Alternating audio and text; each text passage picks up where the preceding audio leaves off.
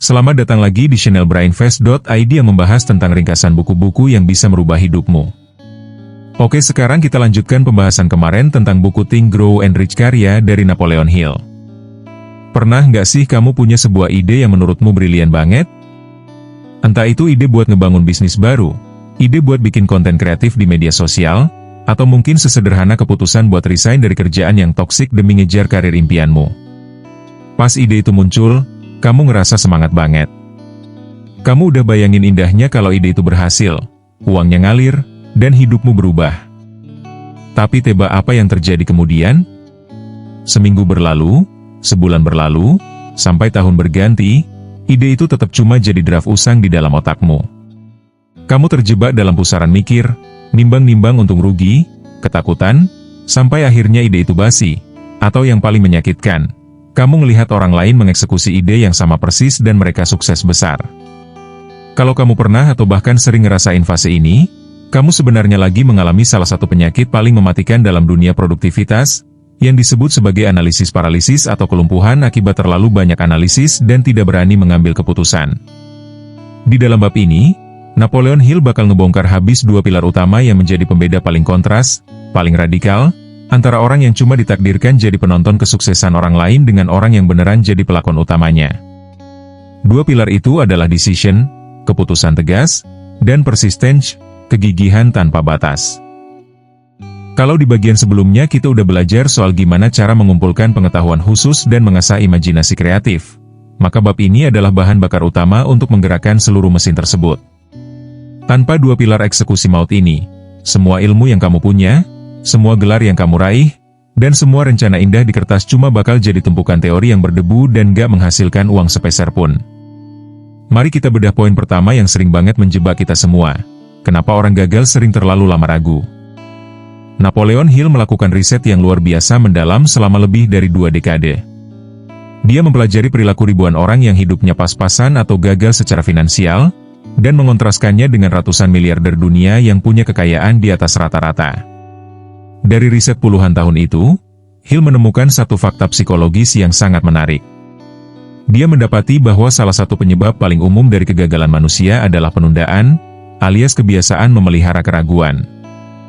Lalu, apa yang bikin orang gagal itu sering banget ragu-ragu dan lama banget kalau disuruh ambil keputusan? Alasan utamanya adalah karena mereka terlalu takut sama opini orang lain dan terlalu takut untuk salah. Orang yang bermental gagal itu punya struktur mental yang sangat rapuh. Sebelum mereka memulai sesuatu, mereka bakal sibuk survei opini ke sana-sini.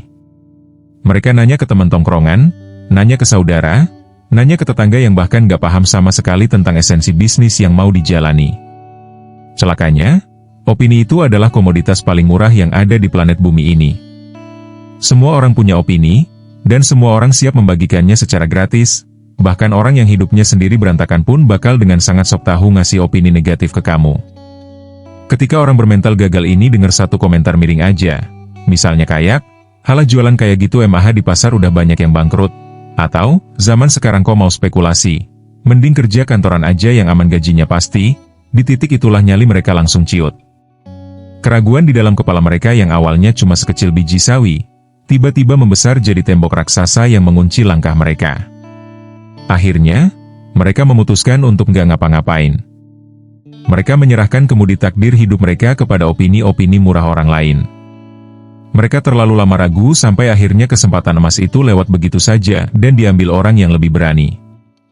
Sekarang, mari kita kontraskan hal tersebut dengan poin kedua, yaitu kebiasaan orang sukses dalam mengambil keputusan. Dari hasil risetnya terhadap para taipan dunia seperti Andrew Carnegie, Thomas Edison, hingga Henry Ford, Hill menemukan pola yang sangat konsisten dan bikin kita merinding. Polanya adalah, orang-orang sukses punya kebiasaan mengambil keputusan dengan sangat cepat, dan kalaupun mereka harus mengubah keputusan tersebut, mereka bakal mengubahnya dengan sangat lambat. Mereka memiliki kompas internal yang sangat kuat. Ketika mereka melihat sebuah peluang yang selaras dengan tujuan besar mereka nggak bakal nunggu sampai semua kondisi di dunia ini jadi sempurna dulu baru bergerak. Mereka nggak bakal nunggu modalnya kumpul 100%, mereka nggak bakal nunggu sampai pintarnya mutlak. Mereka ambil keputusan dalam hitungan detik atau menit, lalu mereka kunci keputusan itu rapat-rapat. Mereka menutup telinga mereka dari segala macam sinisme atau nyinyiran orang luar, lalu memfokuskan seluruh energi mereka untuk menyukseskan keputusan tersebut. Salah satu contoh sejarah paling epik tentang hal ini adalah kisah Henry Ford saat memproduksi mobil Model T yang legendaris. Pada waktu itu, Model T sudah terjual jutaan unit dan membawa Ford menjadi salah satu orang terkaya di dunia. Namun, seiring berjalannya waktu, para pesaing Ford mulai bermunculan dengan desain mobil yang lebih modern, lebih mulus, dan punya banyak fitur baru. Melihat hal itu, seluruh penasihat bisnis Ford, para insinyur terbaiknya, bahkan teman-teman dekatnya memohon-mohon kepada Ford untuk segera menghentikan produksi Model T dan menggantinya dengan model baru yang mengikuti selera pasar. Semua orang bilang kalau Ford keras kepala dan keputusannya untuk mempertahankan Model T bakal menghancurkan perusahaannya.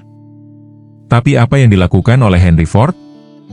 Dia mendengarkan semua masukan itu dengan tenang, namun dia tidak membiarkan opini orang lain mengguncang keyakinannya. Ford mengambil keputusan cepat untuk tetap bertahan pada rencana awalnya. Dia menolak untuk pelin-pelan. Dia mengunci keputusannya dan terus memproduksi Model T dengan efisiensi yang makin ditekan. Hasilnya, Model T tetap merajai pasar dalam waktu yang sangat lama dan mengukuhkan posisi Ford di puncak dunia otomotif. Ford meraup kekayaan raksasa justru karena dia punya kemampuan untuk mengambil keputusan tegas dengan cepat, dan dia sangat lambat, bahkan menolak, untuk mengubah keputusannya cuma karena desakan opini orang lain. Ingat, ini bukan berarti orang sukses itu egois atau nggak pernah salah ambil keputusan. Mereka juga manusia biasa yang bisa keliru. Tapi bedanya, ketika mereka tahu keputusannya di lapangan ternyata keliru, mereka nggak langsung baper, panik, menyesal, lalu menyerah. Mereka bakal mengevaluasi jalannya, merombat taktiknya, mengganti rencananya, tapi tujuan utamanya tidak pernah mereka ubah sedikit pun. Kebiasaan tegas inilah yang melatih alam bawah sadar mereka untuk menjadi pemimpin atas keadaan, bukan menjadi korban dari keadaan. Ketika keputusan tegas sudah diambil di awal, perjalananmu baru benar-benar dimulai. Dan bisa dipastikan, jalan menuju kesuksesan itu nggak pernah ada yang mulus kayak jalan tol baru. Pasti ada kerikilnya, ada badainya, ada tikungan tajamnya. Disinilah kita masuk ke pilar kedua yang bakal menguji seberapa dalam komitmenmu, yaitu kegigihanmu. Kita perlu belajar gimana cara tetap maju saat menghadapi kegagalan. Napoleon Hill mengatakan bahwa kegigihan adalah faktor pembeda utama yang paling kelihatan di dunia nyata antara pemenang dan pecundang. Hill menganalogikan kegigihan itu kayak unsur karbon dalam proses pembuatan baja. Zat besi biasa kalau nggak dicampur karbon bakal jadi rapuh, gampang bengkok, dan mudah patah. Tapi begitu zat besi itu dipanaskan dan dicampur dengan karbon dalam takaran yang pas, dia bakal bermutasi menjadi baja yang super kuat, tahan benturan, dan bisa memotong material lainnya. Begitu juga dengan mental kamu. Kegigihan adalah karbon yang mengubah mental biasamu menjadi mental baja. Banyak orang gagal di dunia ini bukan karena mereka kurang pintar, bukan karena mereka nggak punya modal, tapi karena mereka kehabisan bensin kegigihan di tengah jalan. Mereka biasanya punya semangat yang membara, berapi-api di minggu pertama atau bulan pertama setelah ambil keputusan bisnis. Tapi begitu mereka terjun ke lapangan dan menghadapi realitas kalau penjualan sepi, iklan digitalnya boncos, ditolak mentah-mentah sama calon klien, atau konten videonya nggak ada yang nonton, seketika itu juga grafik semangatnya langsung terjun bebas. Mereka baper, mereka mulai meratapi nasib, dan akhirnya menguap entah kemana. Mereka salah mengartikan kalau kegagalan di awal adalah tanda bahwa mereka harus berhenti karena nggak bakat. Padahal, orang-orang sukses yang ditemui oleh Napoleon Hill punya sudut pandang atau cara pandang yang sepenuhnya terbalik tentang yang namanya kegagalan. Bagi seorang miliarder, kegagalan itu bukan akhir dari sebuah perjalanan. Kegagalan hanyalah sebuah sinyal atau pesan laboratorium dari alam semesta bahwa rencanamu saat ini belum sempurna. Itu aja, gak lebih dan gak kurang. Kegagalan bukan berarti kamu harus mengganti tujuanmu, tapi kegagalan adalah perintah untuk kamu memperbaiki rencanamu. Coba kita lihat kisah perjuangan salah satu penemu paling gigih dalam sejarah manusia yang juga diulas oleh Hill, yaitu Thomas Edison. Ketika Edison punya keputusan tegas untuk menciptakan lampu pijar yang bisa menerangi dunia, dia harus berhadapan dengan kegagalan yang jumlahnya bukan cuma belasan atau puluhan kali, tapi ribuan kali. Bayangin, lebih dari puluhan ribu percobaan yang dia lakukan semuanya gagal. Lampunya meledak, filamennya putus, dan gak bisa menyala. Kalau Edison adalah orang rata-rata yang kekurangan unsur kegigihan, dia pasti udah menyerah di percobaan ke-10 atau ke-100 sambil bilang, emang dasarnya manusia gak ditakdirkan buat menentang kegelapan malam. Bahkan suatu hari, seorang asistennya yang sudah frustrasi datang ke Edison dan bilang, kenapa kita gak berhenti saja? Semua kerja keras kita selama ini sia-sia, kita sudah gagal ribuan kali tanpa hasil. Tahukah kamu apa jawaban dari Thomas Edison? Dengan tatapan mata yang penuh keyakinan, dia menjawab, sia-sia bagaimana? Kita tidak gagal. Kita justru sudah berhasil menemukan ribuan cara dan material yang tidak berfungsi dengan baik. Artinya, posisi kita sekarang sudah jauh lebih dekat dengan cara yang benar yang bakal berhasil. Edison tetap bisa maju di tengah ribuan kegagalan karena dia memiliki burning desire, sebuah hasrat membara yang sudah mengakar kuat di dalam alam bawah sadarnya. Kegigihanmu itu sebenarnya berbanding lurus dengan seberapa besar hasrat membaramu. Kalau keinginanmu buat sukses cuma suam-suam kuku, kamu pasti bakal gampang banget cari pembenaran dan alasan buat berhenti saat keadaan mulai sulit. Tapi kalau hasratmu udah setingkat obsesi yang sehat, kegagalan itu cuma bakal kamu anggap sebagai biaya sekolah, sebuah pupuk yang bikin mentalmu makin matang dan tangguh. Dari sanalah, kita semua butuh yang namanya mental tahan banting. Mental ini bukan sesuatu yang dibawa sejak lahir, bukan faktor genetika. Mental tahan banting adalah sebuah keterampilan psikologis yang bisa dilatih dan dibangun dengan sengaja. Napoleon Hill merumuskan 4 langkah praktis dan konkret yang bisa kamu lakuin mulai hari ini untuk membangun mental tahan banting yang gak bisa dihancurin oleh kondisi ekonomi seburuk apapun. Langkah pertama, miliki tujuan yang jelas yang didukung oleh hasrat yang membara. Kamu harus tahu persis apa angka nominal yang mau kamu kejar, bisnis apa yang mau kamu bangun, dan yang paling penting adalah alasan dibaliknya. Kenapa kamu harus sukses? Apa taruhannya buat hidupmu dan keluargamu kalau kamu menyerah dan gagal? Tujuan yang jelas ini bakal berfungsi sebagai jangkar mentalmu. Saat ombak masalah datang menghantam, jangkar ini yang bakal menjaga jiwamu tetap kokoh dan gak hanyut dalam keputusasaan. Langkah kedua, miliki rencana yang jelas yang diwujudkan dalam tindakan nyata secara konsisten setiap hari. Jangan pernah biarkan satu hari pun lewat tanpa ada satu tindakan kecil yang mengarah pada tujuan besarmu. Gak peduli rencanamu saat ini masih sederhana, gak peduli modalmu masih kecil, yang paling krusial adalah kamu bergerak dulu. Tindakan nyata yang dilakukan setiap hari, sekecil apapun itu, bakal melahirkan momentum dalam otakmu. Dan momentum itulah yang bakal mengusir rasa takut serta melahirkan keberanian baru. Langkah ketiga, tutup rapat-rapat pikiranmu dari semua pengaruh negatif dan melemahkan. Kamu harus punya kemampuan untuk tuli secara selektif. Kamu harus menyensor apa saja informasi yang boleh masuk ke dalam kepalamu. Ketika kamu mendengar nyinyiran dari teman kerja, keraguan dari kerabat dekat, atau berita-berita di media yang terus menebarkan pesimisme tentang krisis ekonomi, kamu harus segera mematikan radar pikiranmu dari hal tersebut. Jangan biarkan racun keraguan orang lain merembes masuk dan merusak benih keyakinan yang lagi kamu tanam di alam bawah sadarmu. Langkah keempat, bentuk aliansi yang saling mendukung, atau yang disebut sebagai mastermind. Cari minimal satu orang, atau sekelompok kecil orang, yang memiliki frekuensi pikiran yang sama denganmu. Orang-orang yang juga punya ambisi untuk bertumbuh, yang positif, dan yang visioner. Aliansi ini bukan tempat buat kumpul-kumpul sambil ngegosip atau mengeluh ya, tapi sebuah wadah di mana kalian bisa saling menyemangati, saling mengoreksi rencana tindakan, dan yang paling penting, menjadi tangan yang bakal menarikmu ke atas saat kamu lagi berada di titik terendah dan ngerasa lelah berjuang sendirian. Kalau kamu melatih dan mempraktikkan 4 langkah ini terus-menerus dalam kehidupan sehari-hari, maka secara perlahan namun pasti, mental tahan banting itu bakal terbentuk di dalam dirimu. Kamu gak bakal lagi jadi orang cengeng yang dikit-dikit mengeluh karena cuaca, karena kompetitor banting harga, atau karena kondisi pasar yang lagi berubah. Kamu bakal melihat semua hambatan dan kesulitan itu bukan sebagai hukuman, melainkan sebagai sebuah ujian naik kelas yang sengaja disediakan alam semesta untuk menyaring kapasitas dirimu. Ingatlah satu kalimat legendaris dari Napoleon Hill yang wajib kamu tanam, kamu ukir di dalam otakmu mulai malam ini. Seorang pemenang tidak akan pernah menyerah, dan seorang yang menyerah tidak akan pernah menjadi pemenang. Kesuksesan finansial dan kebebasan hidup yang kamu impikan itu kayaknya emang sengaja ditaruh oleh alam semesta di balik sebuah tembok tinggi yang bernama kegagalan, kesulitan, dan penolakan.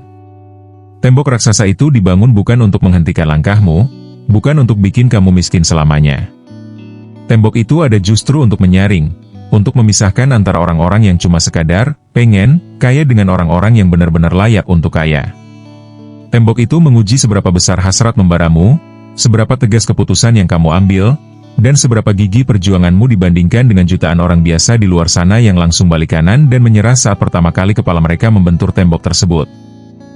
Jadi, buat kamu yang mungkin saat ini lagi berjuang rintis usaha kecil-kecilan dari nol, buat kamu yang lagi pusing belajar skill baru yang susahnya minta ampun, atau buat kamu yang saat ini bisnisnya lagi boncos dan rasanya udah capek banget sampai mau melambaikan tangan ke kamera, coba malam ini berdiri tegak lagi di depan cermin. Tarik napas dalam-dalam, tatap matamu sendiri, dan tengok lagi keputusan awal yang pernah kamu buat.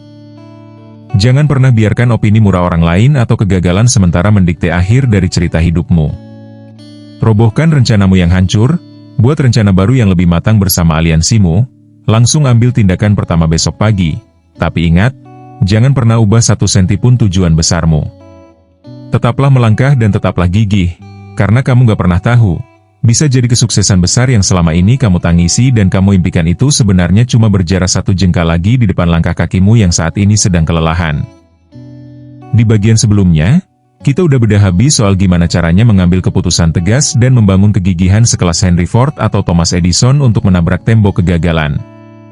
Kita udah tahu kalau mental tahan banting itu wajib hukumnya. Tapi jujur aja, pernah nggak sih kamu ngerasa kalau kamu udah punya semangat membara, udah gigih kerja keras, tapi tiap kali kamu balik ke rumah, ke tongkrongan, atau ke lingkungan kerjaanmu, semangat itu mendadak kayak disiram air es? Drop seketika. Kamu mau bahas bisnis, tapi teman-temanmu malah bahas gosip artis atau ngeluhin nasib. Kamu mau bahas investasi, tapi orang-orang di sekitarmu malah bilang, "Halah, gayamu selangit, mending mikirin besok makan apa." Kalau kamu sering mengalami hal ini, kamu harus sadar satu hal, kamu gak bisa memenangkan pertarungan hidup kalau kamu bertarung sendirian di dalam lingkungan yang salah. Dan disinilah Napoleon Hill memperkenalkan salah satu konsep paling sakral dan paling berharga dari seluruh buku Think and Grow Rich, yaitu The Mastermind Alliance, aliansi mastermind, dan kekuatan lingkungan. Hill secara belak-belakan bilang, tidak ada satu orang pun di dunia ini yang bisa meraih kekayaan raksasa dan mempertahankannya tanpa bantuan kekuatan dari kelompok mastermind. Kamu bisa saja punya otak secerdas Einstein, tapi kalau lingkunganmu toksik, potensimu bakal mati pelan-pelan. Mari kita bedah poin pertama yang bakal membuka matamu lebar-lebar, pengaruh sirkel terhadap kesuksesan. Ada sebuah hukum psikologi yang bilang kalau diri kita hari ini adalah cerminan dari 5 orang terdekat yang paling sering menghabiskan waktu bersama kita. Napoleon Hill melangkah lebih jauh dengan menjelaskan prinsip ini dari sudut pandang energi pikiran. Hill bilang, ketika 2 atau lebih pikiran manusia menyatu dalam semangat harmoni dan visi yang sama, maka perpaduan itu akan melahirkan sebuah pikiran tak terlihat yang jauh lebih besar, yang disebut sebagai pikiran ketiga atau energi mastermind. Pikiran manusia itu memancarkan getaran energi. Kalau kamu terus-menerus bergaul dengan orang-orang yang malas, yang hobi mengeluh, yang selalu merasa jadi korban keadaan, dan yang menganggap uang adalah akar segala kejahatan, maka tanpa kamu sadari, alam bawah sadarmu akan menangkap frekuensi negatif tersebut. Getaran malas dan pesimis itu bakal merembes masuk ke dalam otakmu, merusak kompas keputusanmu, dan perlahan-lahan membunuh burning desire yang udah susah payah kamu bangun. Kamu bakal ikutan memaklumi kemiskinan dan kemalasan karena sirkel MU menganggap hal itu normal. Sebaliknya, coba bayangkan kalau kamu berada di dalam circle yang isinya orang-orang produktif. Orang-orang yang kalau kumpul pembahasannya adalah, tren pasar tahun ini kemana ya? Gimana cara optimasi bisnis kita lewat AI? Atau, aku baru dapat pembelajaran berharga nih dari buku investasi kemarin. Saat kamu berada di lingkungan seperti ini, kamu bakal dipaksa buat ikutan pinter, dipaksa buat ikutan bergerak, dan dipaksa buat ikutan sukses. Standar hidupmu bakal naik karena melihat pencapaian mereka. Lingkunganmu adalah ramalan masa depanmu. Kamu tidak akan pernah bisa terbang setinggi elang kalau kamu terus-menerus berenang bersama kawanan bebek di kolam yang berlumpur. Lalu, di mana kita bisa menemukan jangkar untuk mempercepat lompatan sukses kita? Kita masuk ke poin kedua, yaitu pentingnya seorang mentor. Banyak orang salah paham dan mengira kalau mastermind itu cuma sekadar kelompok belajar atau komunitas biasa. Salah besar. Di dalam risetnya, Napoleon Hill melihat langsung bagaimana Andrew Carnegie, si raja baja dunia, mengakui kalau dia secara pribadi tidak tahu banyak tentang teknis pembuatan atau pemasaran baja. Tapi, Carnegie dikelilingi oleh aliansi Mastermind yang berisi para mentor dan tenaga ahli yang pengetahuannya sangat spesifik. Mentor adalah jalan pintas terbaik dalam hidup. Kenapa? Karena seorang mentor adalah orang yang sudah pernah melewati jalan yang sedang ingin kamu tuju. Mereka sudah tahu di mana letak lubangnya, mereka sudah tahu di mana tikungan tajamnya, dan mereka sudah tahu rasanya jatuh di jalan tersebut. Ketika kamu punya mentor di dalam aliansi Mastermind MU, kamu sebenarnya lagi menghemat waktu bertahun-tahun dalam hidupmu. Kamu nggak perlu melakukan kesalahan bodoh yang sama yang pernah dilakukan oleh mentor tersebut di masa lalunya. Kamu tinggal menduplikasi pola suksesnya, menghindari jebakannya, dan melesat lebih cepat. Mentor yang baik tidak akan pernah menyuapimu dengan kemudahan, tapi mereka bakal menantang kapasitas berpikirmu. Mereka bakal ngasih tamparan realitas saat kamu mulai malas, dan mereka bakal menjadi cermin yang menunjukkan potensi terbaik yang bahkan kamu sendiri belum bisa melihatnya. Orang sukses mencari mentor, sementara orang gagal cuma mencari penonton yang mau mendengarkan keluh kesahnya. Sekarang kita masuk ke poin ketiga yang sangat magis, yaitu tentang energi kolaborasi. Napoleon Hill menjelaskan bahwa kekuatan sejati dari Mastermind terletak pada prinsip sinergi. Di dalam dunia matematika dasar, 1 ditambah 1 itu hasilnya adalah 2. Tapi di dalam dunia energi kolaborasi Mastermind, 1 ditambah 1 hasilnya bisa menjadi 11, 100, atau bahkan tak terhingga. Coba kita lihat salah satu aliansi Mastermind paling terkenal dalam sejarah modern yang dibentuk oleh sekelompok sahabat, yaitu The Vagabonds. Aliansi ini isinya adalah Henry Ford, Raja Otomotif, Thomas Edison, penemu lampu pijar, Harvey Firestone, pendiri industri ban raksasa Firestone, dan John Burroughs, seorang penulis dan naturalis terkenal. Bayangkan, 4 orang jenius dengan latar belakang keahlian yang berbeda, berkumpul secara rutin setiap tahun selama bertahun-tahun. Mereka pergi berkemah bareng, berdiskusi di tengah hutan, dan saling bertukar pikiran tentang proyek serta visi masa depan mereka. Apa yang terjadi dari energi kolaborasi ini? Henry Ford dapat suplai ide teknologi dari Edison. Firestone dapat kontrak eksklusif buat masuk ban kejutaan mobil Ford. Edison dapat dukungan finansial dan semangat kegigihan dari sahabat-sahabatnya saat eksperimennya buntu. Mereka tidak saling bersaing dengan rasa iri, melainkan saling menguatkan dalam harmoni yang sempurna. Getaran pikiran mereka saling bersentuhan, melahirkan inovasi-inovasi gila yang mengubah wajah peradaban manusia selamanya. Itulah kekuatan nyata dari energi kolaborasi.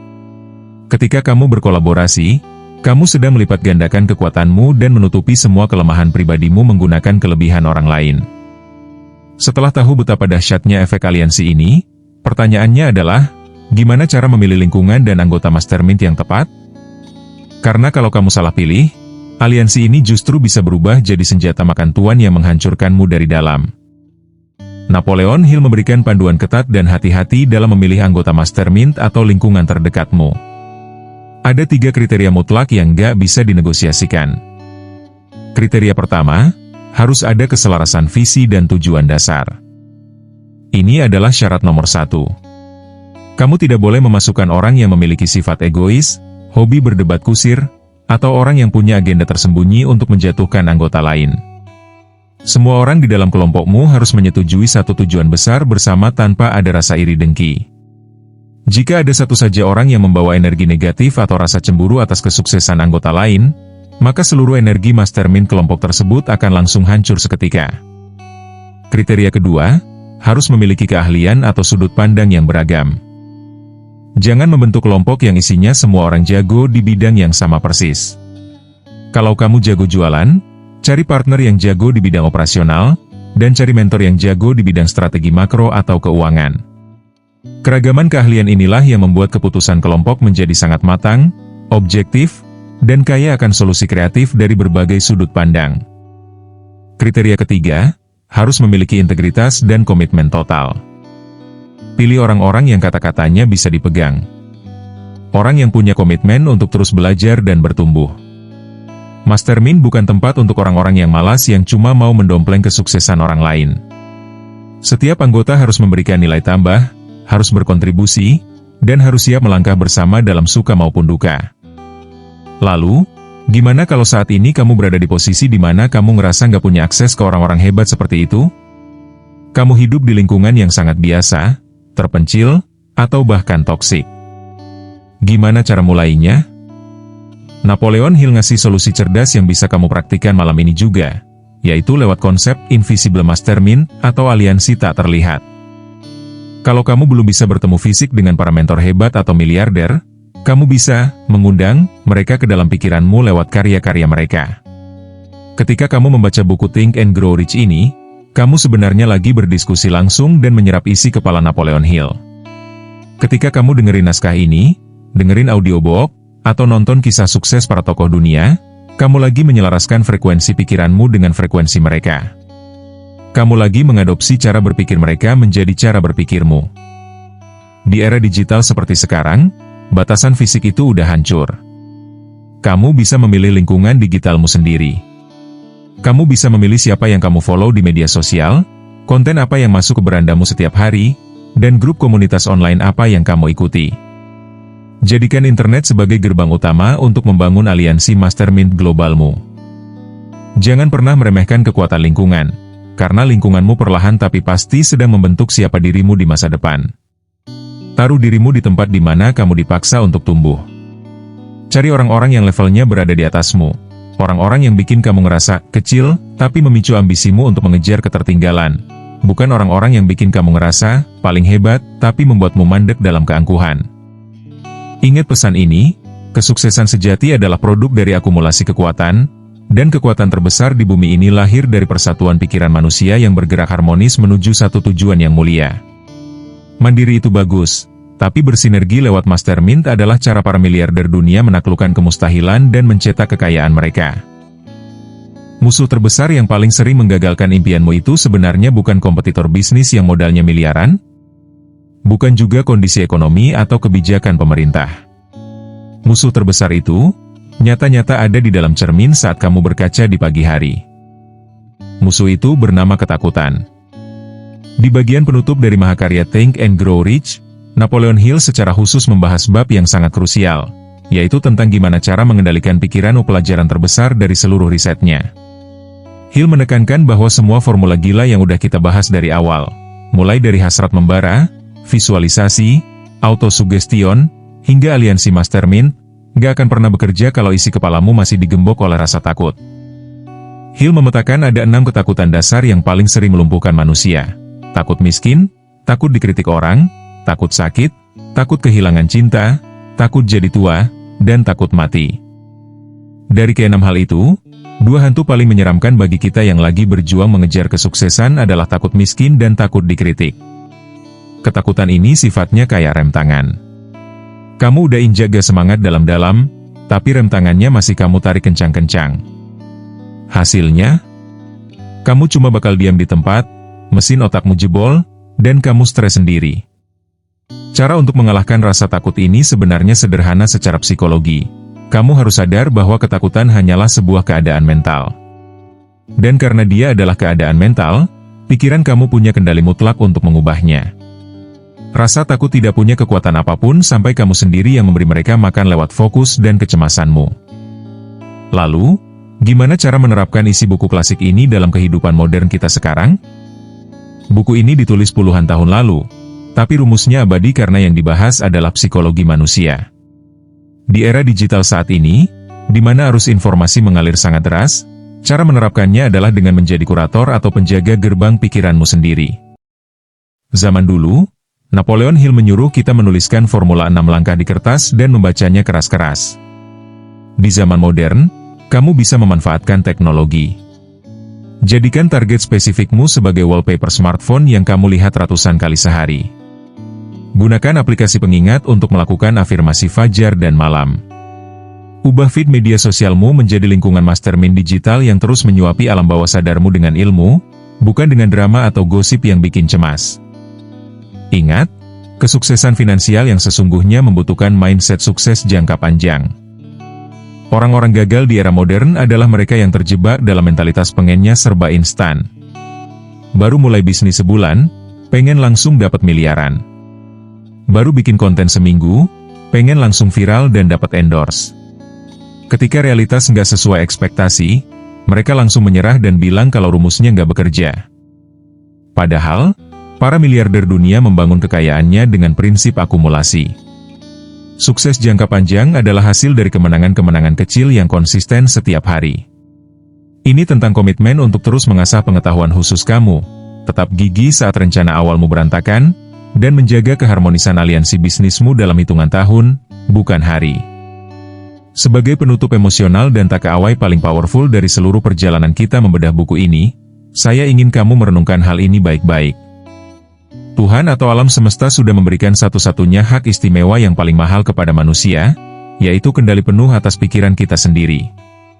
Kamu mungkin gak bisa milih lahir dari keluarga seperti apa. Kamu gak bisa ngontrol cuaca besok pagi, dan kamu gak bisa maksa orang lain buat suka sama ide bisnismu.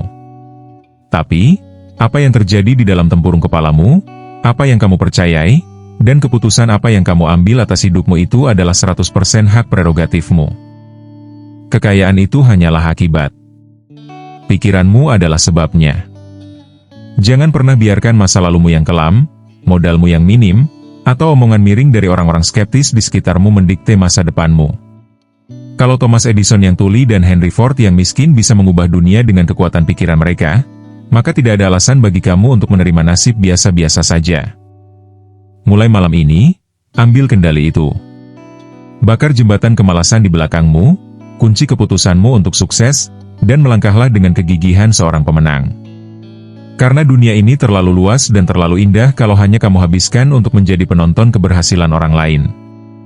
Sekarang, dari seluruh bab Think and Grow Rich yang udah kita bedah bareng-bareng dari awal sampai akhir, pelajaran atau tamparan keras mana yang paling mengubah sudut pandangmu? Coba tulis di kolom komentar. Mari kita diskusikan, dan mari kita mulai melangkah bersama menuju versi terbaik diri kita.